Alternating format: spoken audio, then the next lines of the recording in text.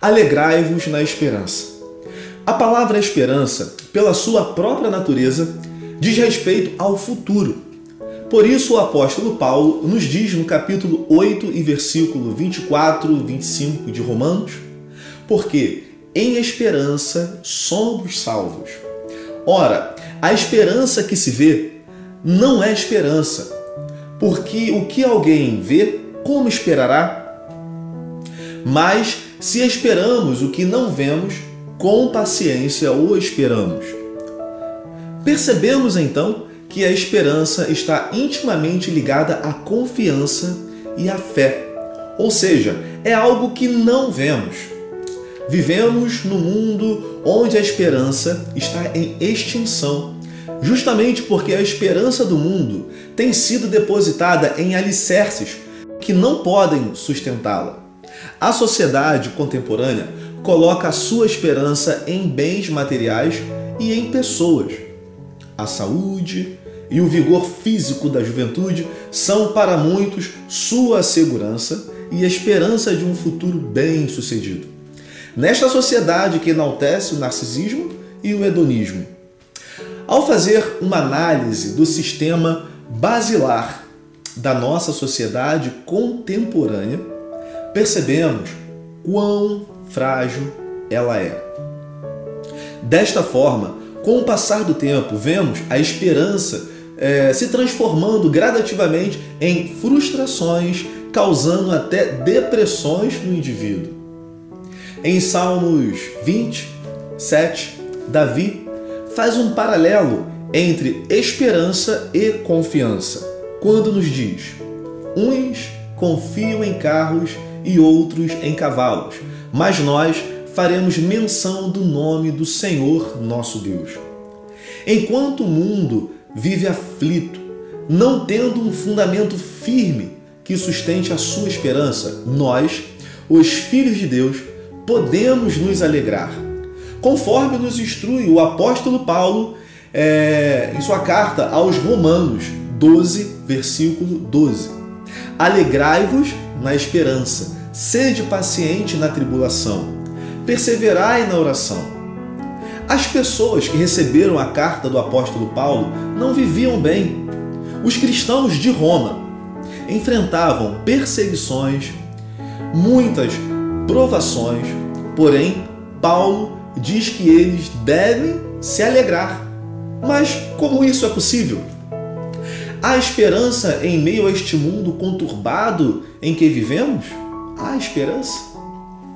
Sim, podemos nos alegrar, porque a nossa esperança não sofre variações quando está firmada em Deus.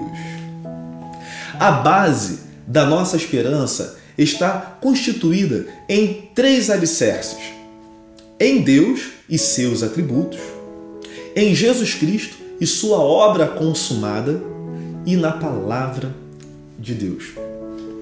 Sabemos que não é fácil, mas quando tiramos nossos olhos dos problemas e olhamos para o nosso Deus, e trazendo à memória aquilo que nos dá esperança, e focando na grandeza, misericórdia e no amor do nosso Deus, se estamos para baixo, somos reerguidos. Se estamos acabados, somos restaurados. E assim, nossa esperança é fortalecida. Não se esqueça, apesar das adversidades da vida, Ele, o nosso Deus, o grande eu sou, Ele continua no controle de tudo.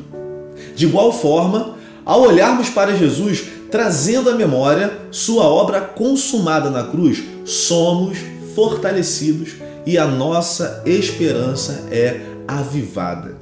Romanos 15, 13 diz: Ora, o Deus de esperança vos encha de todo gozo e paz em crença, para que abundeis em esperança pela virtude do Espírito Santo. O terceiro alicerce, onde você pode fundamentar a sua esperança, é a palavra de Deus. Nela encontramos conforto e promessas do nosso Deus. Romanos 15, 4 diz assim: Porque tudo que dantes foi escrito para o nosso ensino foi escrito, para que pela paciência e consolação das Escrituras tenhamos esperança. Querido irmão, querida irmã, não se esqueça, traga isso sempre em sua memória. A base da nossa esperança deve estar alicerçada em 3 pontos. 1. Em Deus e seus atributos. Em Jesus Cristo e sua obra consumada. E na palavra de Deus. Que o Senhor te abençoe.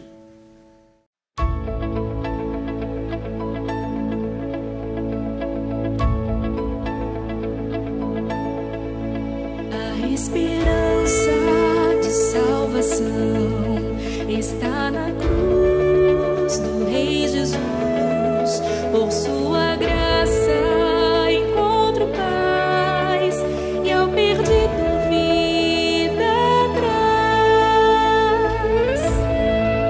Da escravidão me libertou, os meus pecados Jesus levou. O que eu tenho e o que sou, eu dedico ao Deus de amor.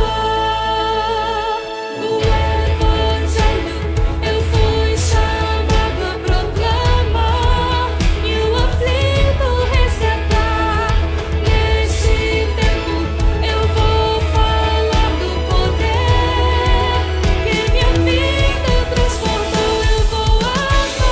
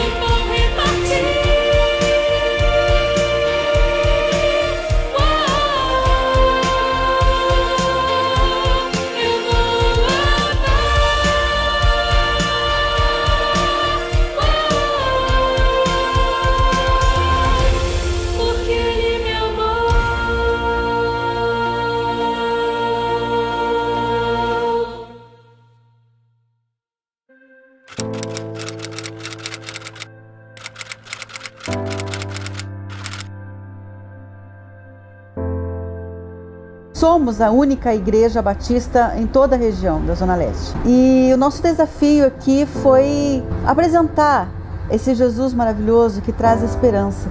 Quando nós chegamos, a violência aqui era tensa, era muito grande. Diante disso, nós convocamos a igreja que nós encontramos a orar, a buscar a Deus em favor dessa situação, para que o Senhor pudesse nos ajudar também nesse processo. E nós motivamos a igreja a avançar e não a recuar, que a oração mudaria toda a história. E Deus mudou a situação. Diminuiu, né, toda aquela violência, diminuiu toda aquela situação de medo, de aprisionamento das pessoas. E a igreja pôde ver ali na prática o resultado da oração.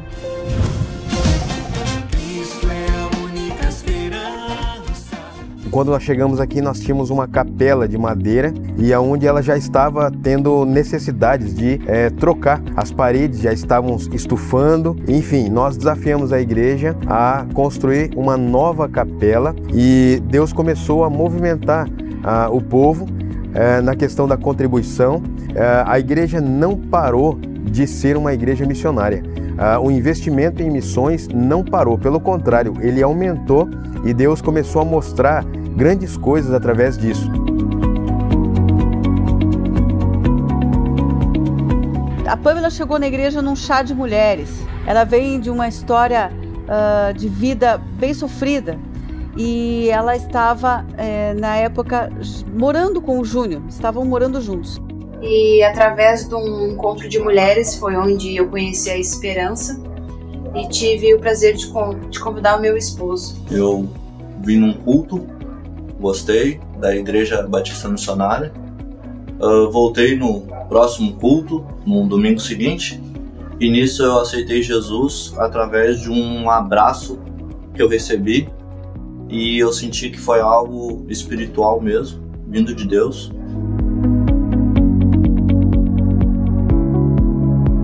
E eles começaram a trabalhar, a servir ao Senhor aqui conosco. Hoje eles são líderes da igreja, hoje eles são diáconos aqui na comunidade. Então o Senhor tem nos abençoado porque eles serão novos multiplicadores, novos treinadores e em nome do Senhor Jesus, líderes que levarão a semente do Evangelho até os confins da terra, aqui no Rio Grande do Sul. Deus nos deu um presente de poder ver a igreja num nível maior de fé. Ver eles presenciando tudo isso que Deus está fazendo, eles estão dependendo mais de Deus, aprendendo a depender mais de Deus. Eu sei que nós sabemos que isso é mão do Senhor, né? Deus tem nos dado líderes abençoados.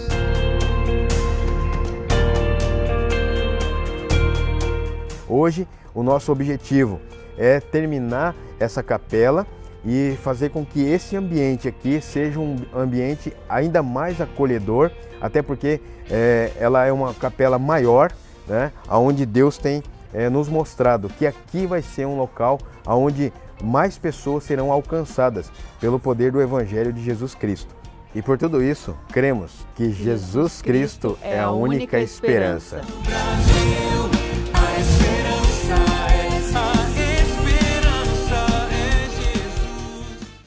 Jesus Cristo é a única esperança. Iniciamos no último domingo a campanha de missões nacionais. Todos nós sabemos da nossa tarefa de missionar, mas é fato que as campanhas animam o nosso coração e nos trazem a certeza de que esta é uma tarefa minha, esta é uma tarefa sua. O tema, Ingrid falou insistentemente, Jesus Cristo é a única esperança. Vamos recitar juntos? Jesus Cristo é a única esperança. A divisa está em Atos 4:12, que nos diz: e em nenhum outro há salvação, porque também nenhum outro nome há dado entre os homens pelo qual devamos ser salvos. E é isso. E é através desta palavra que as juntas de missões nacionais, através da minha contribuição, da sua contribuição, das nossas orações, tem avançado através e por meio da evangelização neste Brasil. Nós vamos falar sobre alguns assuntos durante as próximas quartas-feiras e durante os nossos domingos. Mas é importante que cada irmão saiba como têm sido utilizados os recursos financeiros, bem como também as suas orações através das juntas de missões nacionais. E é por isso que eu trouxe para você alguns dos resultados que foram obtidos no ano de 2020 e no primeiro semestre de 2021.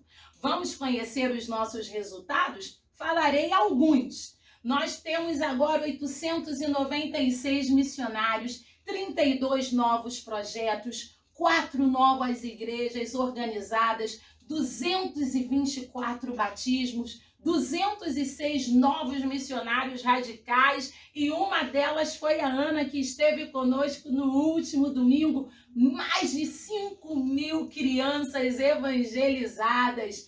Temos também ações de desenvolvimento social, onde novas pessoas foram reinseridas na sociedade. Mais de 454.000 refeições, venezuelanos sendo inseridos e ajudados, o trabalho do Novo Sorriso da Amazônia, bem como também mais de 30.000 cestas distribuídas. O trabalho de comunicação e mobilização também não parou.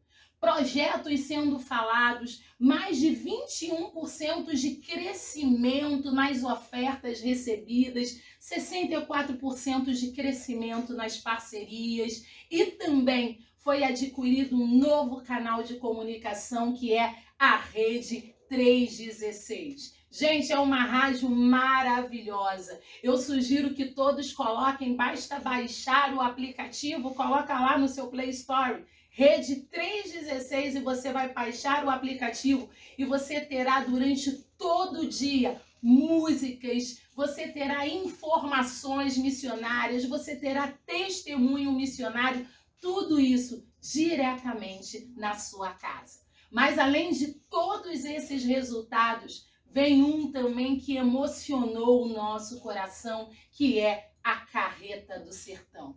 A Carreta do Sertão é um hospital em cima de rodas, um sonho que se tornou realidade. Eu trouxe para vocês um pequeno trecho de como essa carreta é por dentro, o que tem por dentro dessa carreta. E sabe como é que ela foi conquistada? Através das minhas e das suas orações, através da sua contribuição. Então vem comigo, vamos assistir agora um pouco de como é essa carreta do sertão.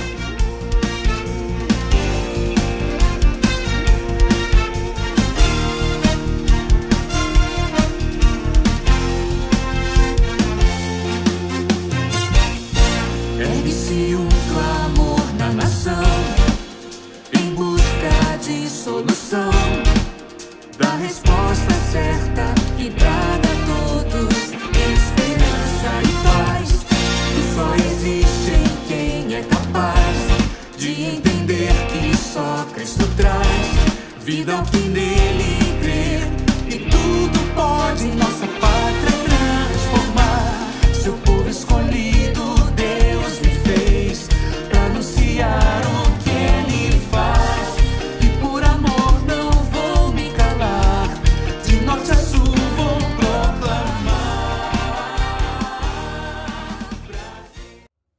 Que coisa linda, não? Muito bonito. Se você quer conhecer e se você quer saber um pouco mais, quer ver os detalhes de como essa carreta funciona, você pode acessar o site das Juntas de Missões Nacionais ou através do Google. Basta que você coloque Carreta do Sertão JMN, que você vai encontrar o engenheiro falando como ela é por dentro, vai ver como ela já está indo aí pelas rodovias do nosso Brasil, enfim, você conhecerá muito mais. Aproveitando que estamos falando de missões, vamos relembrar que neste domingo daremos continuidade ao Vamos Ajudar. Isso a pedidos. Algumas pessoas esqueceram de levar o seu quilo no último domingo, então ainda dá tempo. Leve neste domingo o seu quilo e vamos ajudar aos que estão longe e aos que estão perto. E aproveite também este momento para falar, se você está com alguém próximo a você, relembre a pessoa que está ao seu lado e diga: Jesus é a única esperança. Aproveite e passe isso também pelo celular, passe isso para os seus amigos e vizinhos, porque é essa certeza que pulsa no nosso coração, que para tudo nós temos uma única resposta. Jesus Cristo é a única esperança.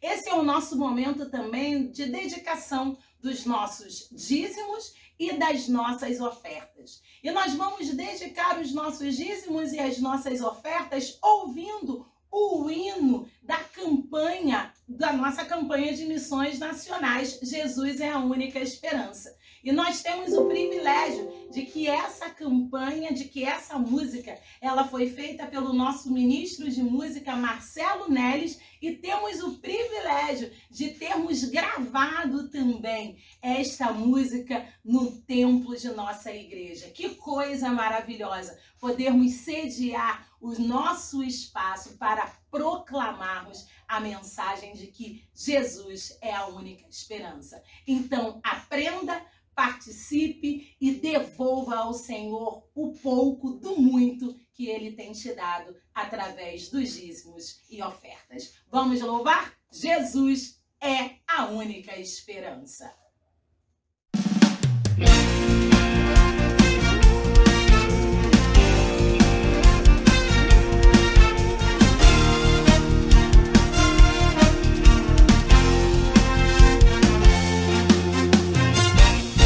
Ergue-se um clamor na nação, em busca de solução, da resposta certa que traga a todos esperança e paz. E só existe em quem é capaz de entender que só Cristo traz vida ao que nele crer. E tudo pode nossa pátria transformar. Seu povo escolhido Deus me fez pra anunciar o que Ele faz. E por amor não vou me calar, de norte a sul vou proclamar. Brasil, a esperança é Jesus. Alegria nele encontrarás. Brasil, a esperança é Jesus. Nova vida Ele te dará. Brasil,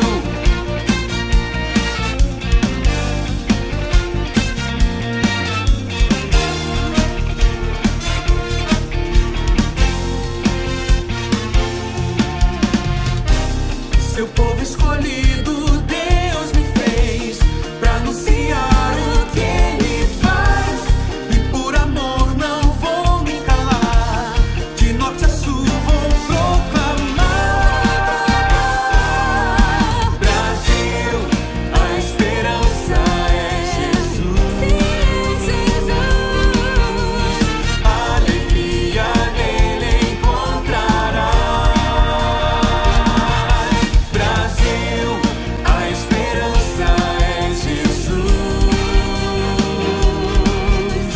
Nova vida Ele te dará. Brasil.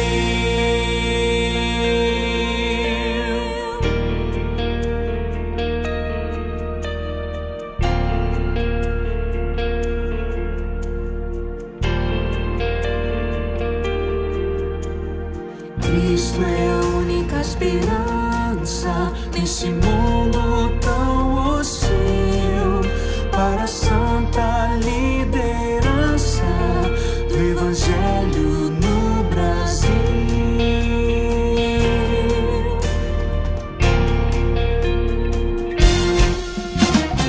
Cristo é a única esperança nesse mundo tão hostil.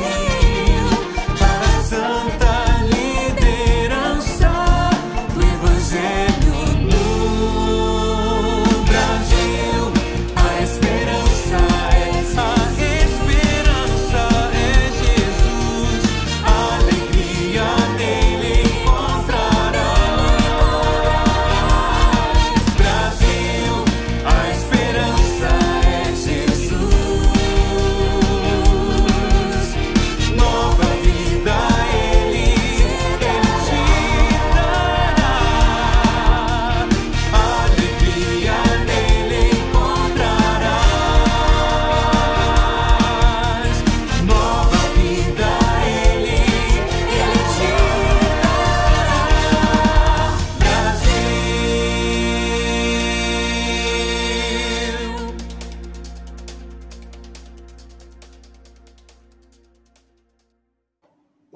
queridos irmãos, graça e paz da parte do nosso Senhor e Salvador Jesus Cristo. Alegramo-nos mais uma vez pelo fato de estarmos juntos, conectados, ligados em torno do nosso Deus e da sua palavra para nesta noite refletirmos sobre uma questão que faz parte da nossa realidade. Nós queremos falar sobre o problema da tentação. E para tanto, eu peço aos queridos que abram as suas Bíblias no livro de Hebreus, capítulo 4, onde leremos dos versículos 14 ao 16, e depois Hebreus capítulo 2, onde leremos o versículo 18. Ouçamos o texto.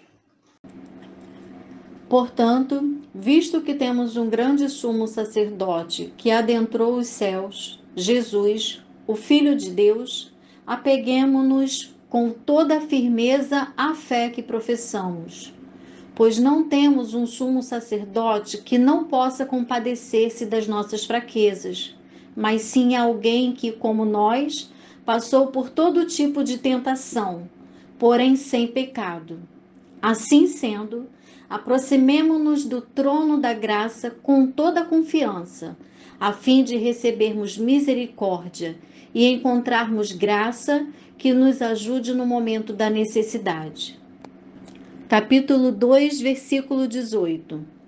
Porque tendo em vista o que ele mesmo sofreu quando tentado, ele é capaz de socorrer aqueles que também estão sendo tentados. Quando falamos em tentação, queridos meus, nós estamos falando em algo que passou a fazer parte da vida da criatura humana nos primórdios da sua existência. A Bíblia nos conta no livro de Gênesis que Deus criara o primeiro casal e os colocara no jardim do Éden. E aquele casal, ele, o Pai Celestial, visitava diariamente. Havia entre eles uma comunhão permanente. Algo maravilhoso, podemos imaginar. E tudo isto aconteceu até o momento em que Adão e Eva resolveram dar ouvidos à serpente. Eles foram tentados. Eles cederam, eles caíram, e com a queda, o pecado passou a fazer parte da vida do ser humano. Obviamente, quando estamos falando em pecado, estamos falando em tudo aquilo que contraria a vontade de Deus, em todas as coisas que se opõem a Deus, em todas as ações que conflitam com o querer de Deus. E assim sendo, queridos, o homem passou, a partir daquele momento, a ser alvo contínuo das ações de Satanás. Não importa quem seja ele, não importa onde ele esteja, não importa o grau de santidade, de moralidade, a sua capacidade intelectual, pouco importa. Sendo ele um ser moral, capaz de fazer escolhas, esse ser humano passa a ser alvo da tentação.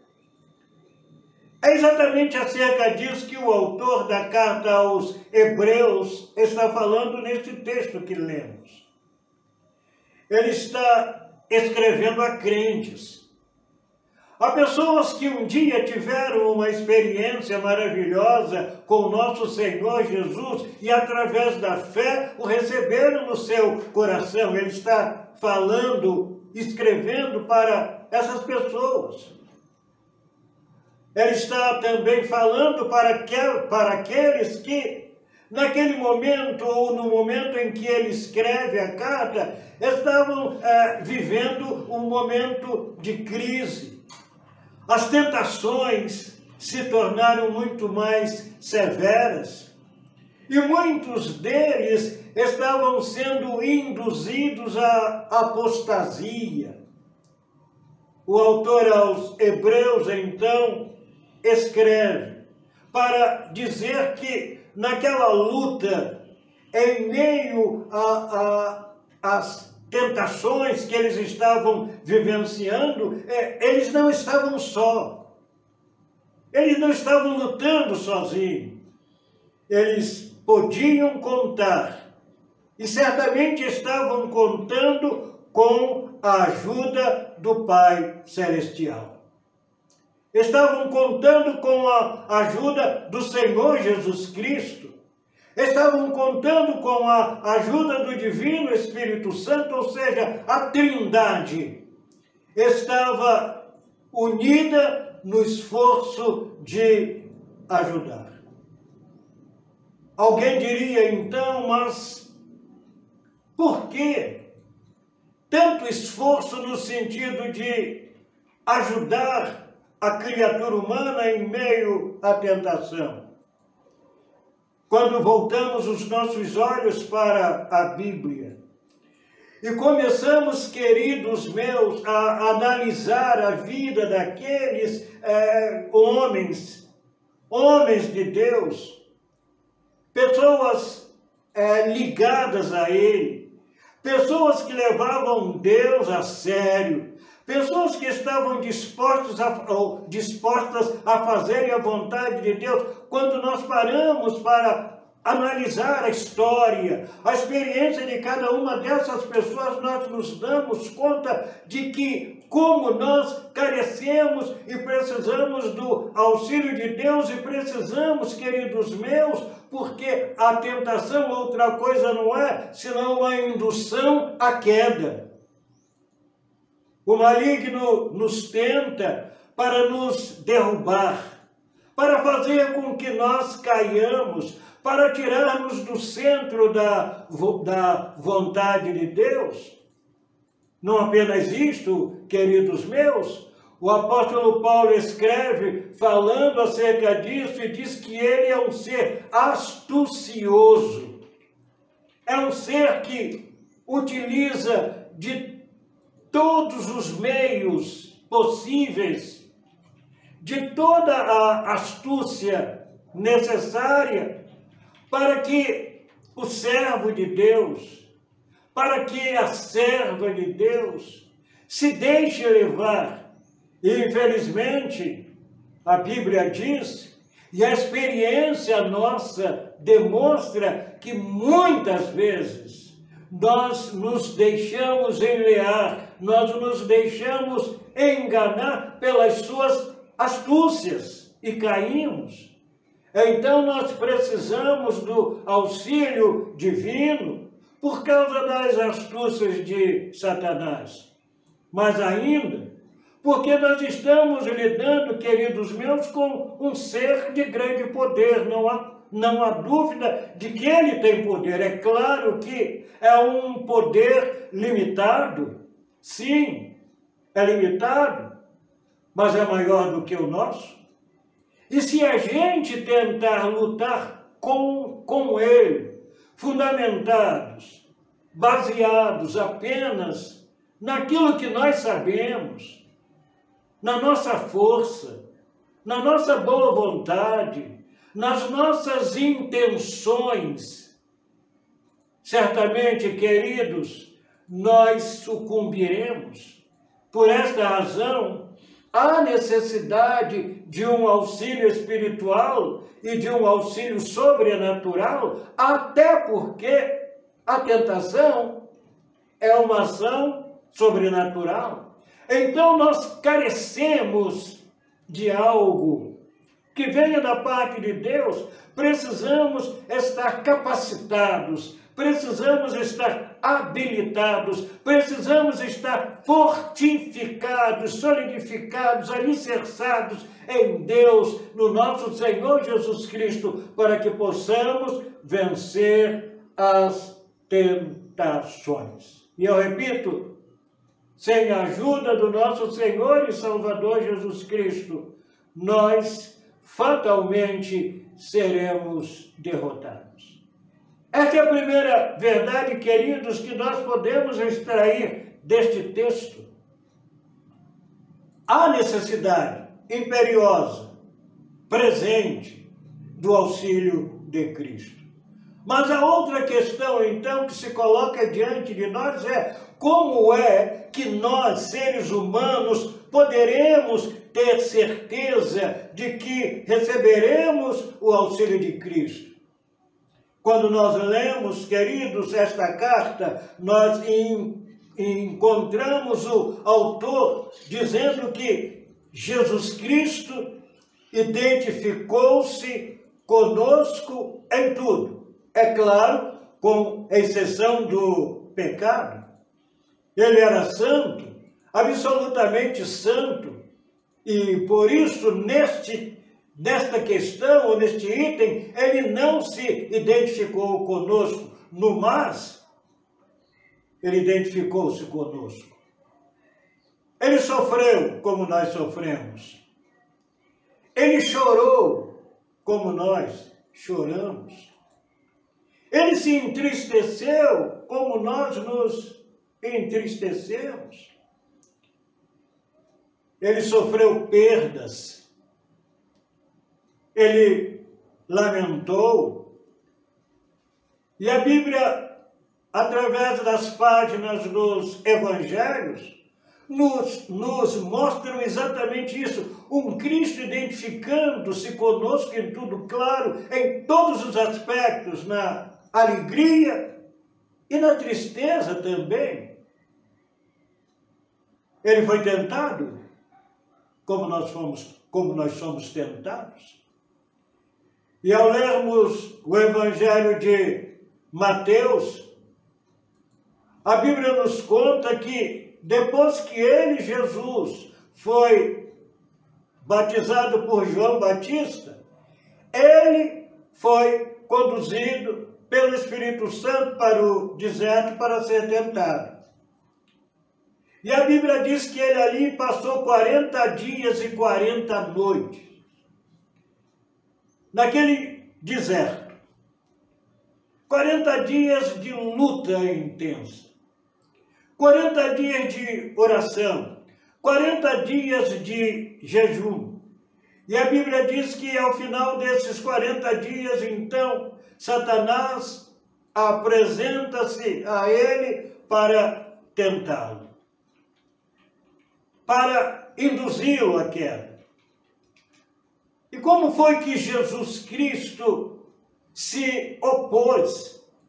E não apenas ele se opôs, mas ele venceu o inimigo de nossas almas. A Bíblia diz, queridos, que ele valeu-se das Escrituras. Ele fundamentou as suas respostas. E não apenas as suas palavras, mas as suas ações nas Escrituras. Foi com base naquilo que estava escrito, com base naquilo que ele conhecia muito bem, até porque é o autor da mesma, que ele, Jesus, venceu o inimigo de nossas almas.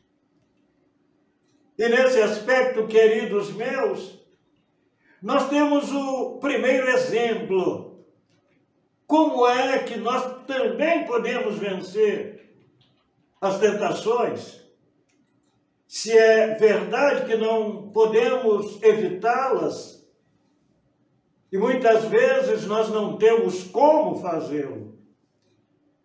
Mas também é verdade que nós podemos confrontá-las, nós podemos evitá-las, e nós podemos vencer o inimigo de nossas almas, e isso não é impossível para nós.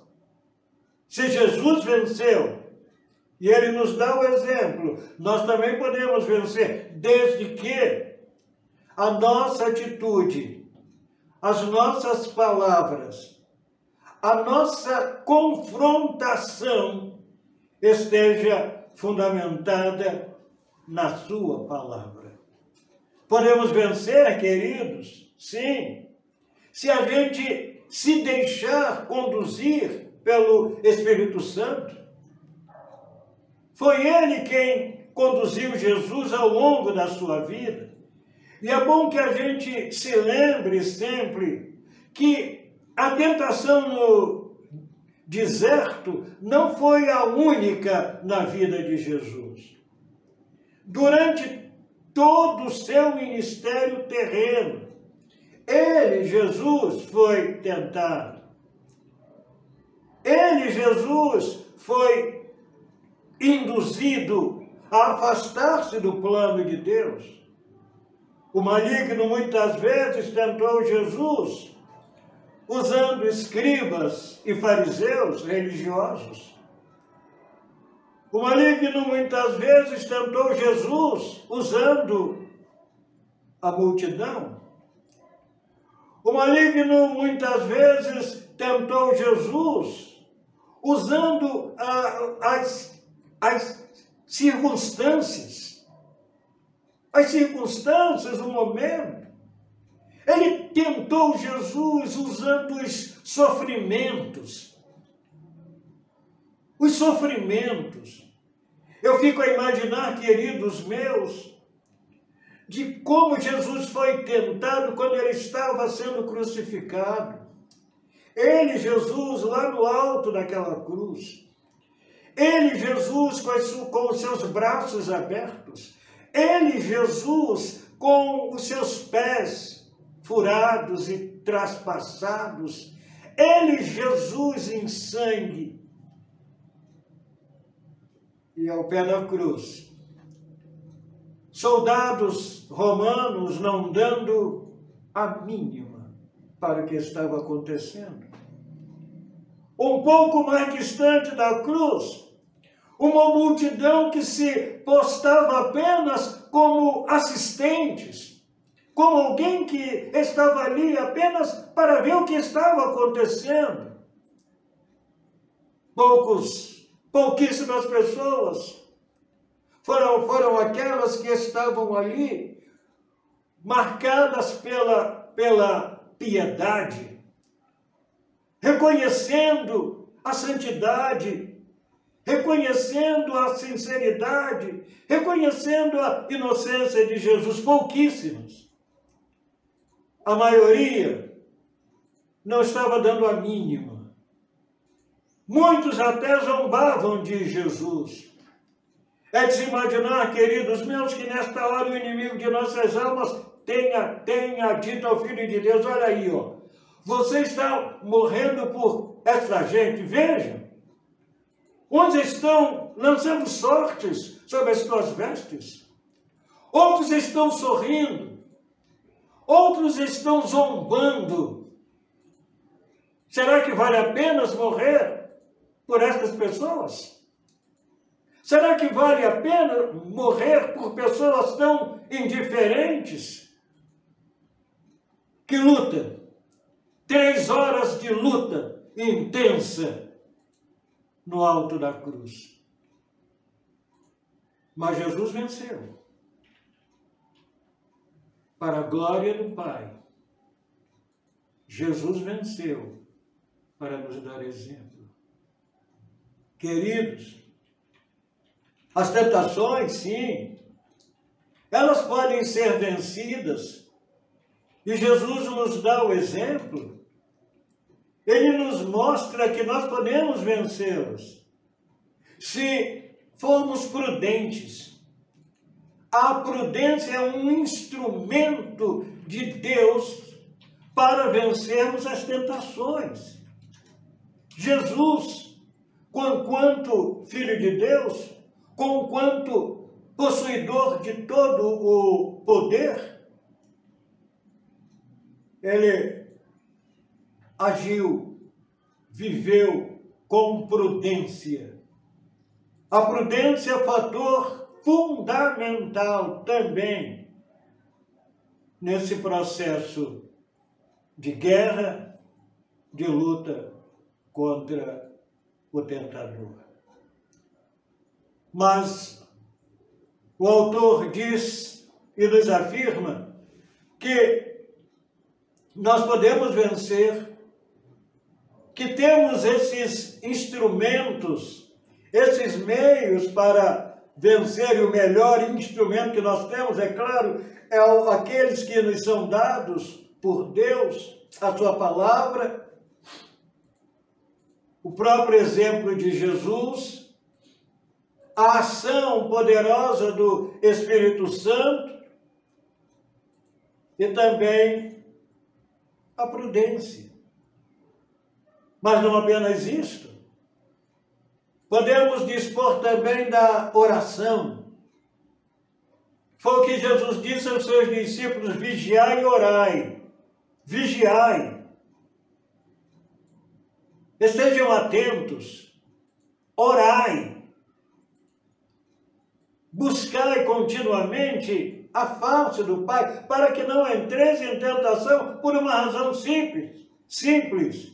O espírito está pronto, mas a carne é fraca, ou seja, naturalmente nós somos tendentes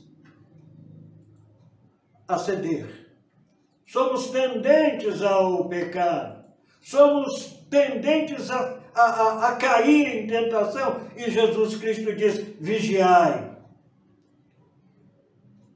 orai.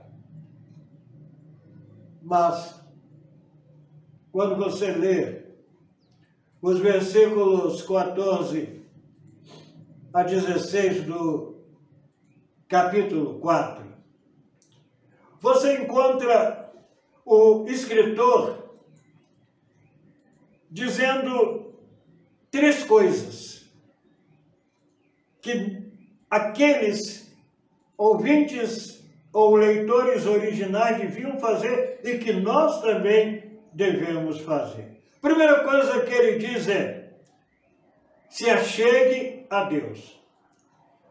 Nós devemos procurar, queridos meus, nos aproximar do Pai Celestial a cada dia, a cada momento, em todas as circunstâncias. Mas se há um momento em que nós devemos nos aproximar mais de Deus, é no tempo da tentação. E por isso o autor diz: acheguemo-nos, aproximemo-nos de Deus. Façamos todo esforço para estarmos mais juntos do Pai Celestial. Mas ainda, busquemos a sua ajuda. Há necessidade de buscarmos a sua ajuda e buscarmos em tempo oportuno. Buscarmos no tempo da oportunidade. Você está sendo tentado? Não fique esperando. Não fique. Busque a Deus. E se eu estou falando em busca, eu estou falando de um ato pessoal, de um ato individual, determinado. Busque. Busque com fé. Mas busque. E confie nele. Finalizo esta mensagem citando aquilo que o apóstolo Pedro nos diz. Em 1 Pedro, capítulo 5, versículo 7, nós encontramos o apóstolo dizendo: lançando sobre ele, Jesus, toda a vossa ansiedade, porque ele tem cuidado de vós.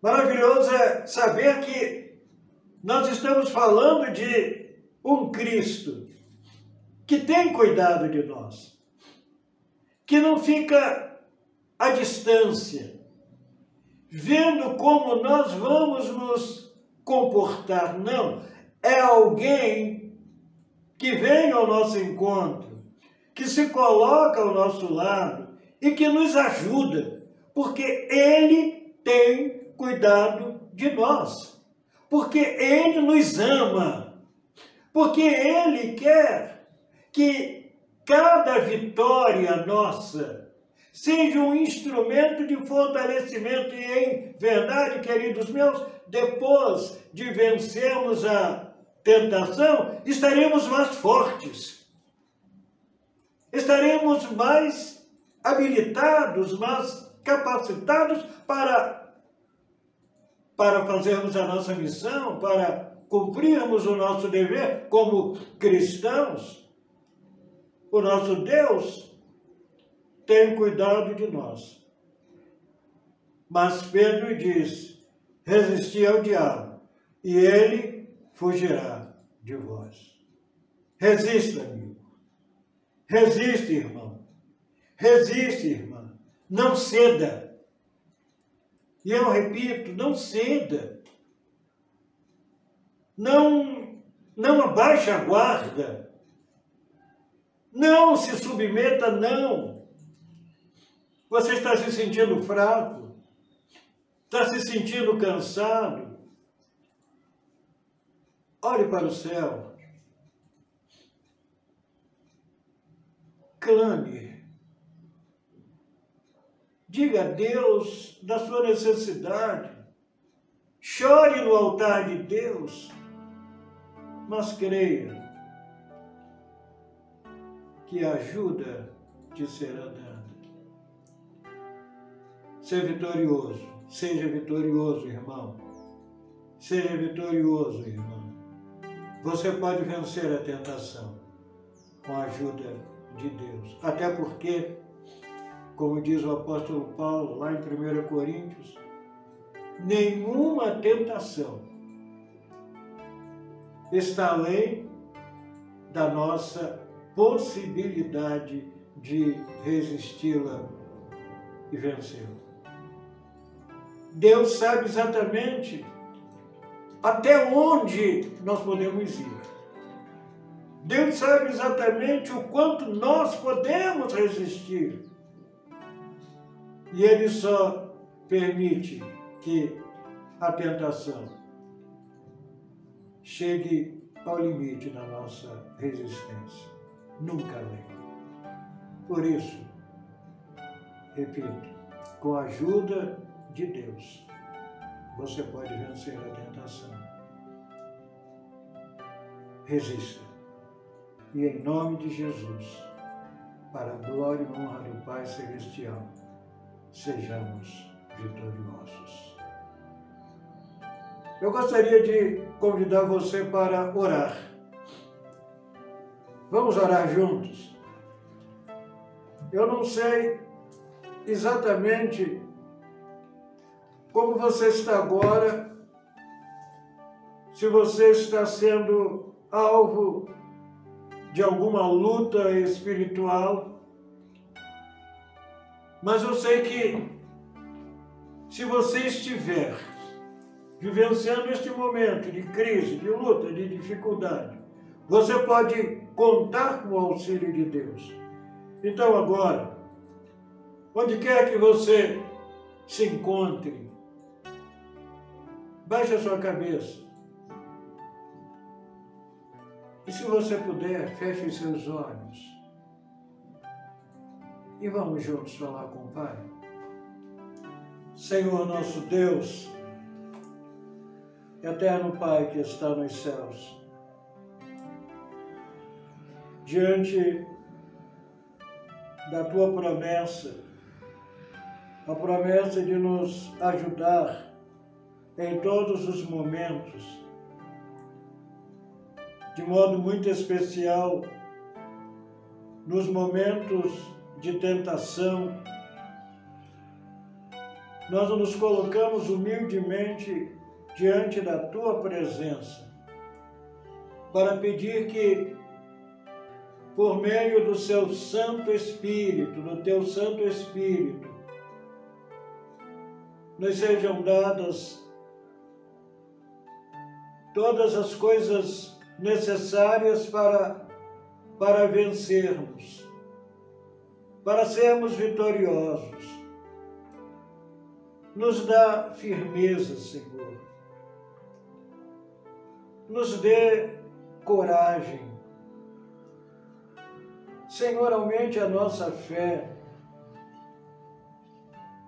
Nos dê, Senhor, forças para lutarmos contra nós mesmos, contra aquela tendência tão nossa de nos acomodarmos e de deixarmos que as coisas aconteçam. Senhor, tem misericórdia de nós.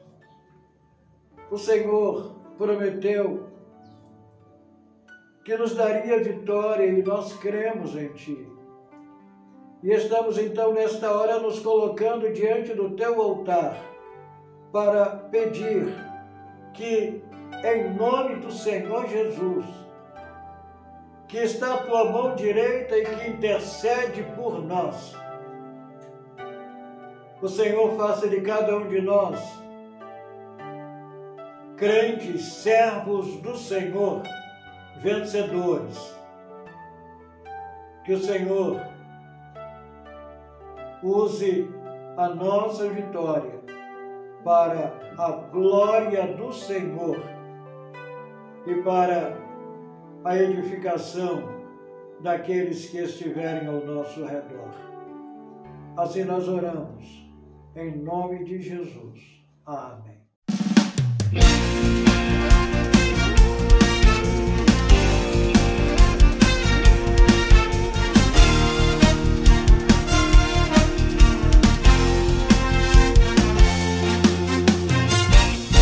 Ergue-se um clamor na nação, em busca de solução, da resposta certa que traga a todos esperança e paz. Que só existe em quem é capaz de entender que só Cristo traz vida ao que nele crer, e tudo pode nossa pátria transformar. Seu povo escolhido Deus me fez pra anunciar o que Ele faz, e por amor não vou me calar, de norte a sul vou proclamar. Brasil, a esperança é Jesus, alegria nele encontrarás. Brasil, a esperança é Jesus, nova vida Ele te dará. Brasil,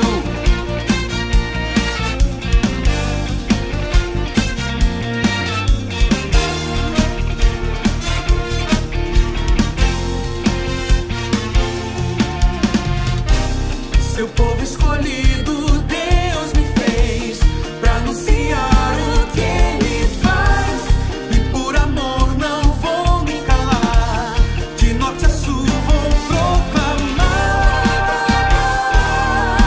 Brasil, a esperança é Jesus, alegria nele encontrarás. Brasil, a esperança é Jesus, nova vida Ele te dará. Brasil.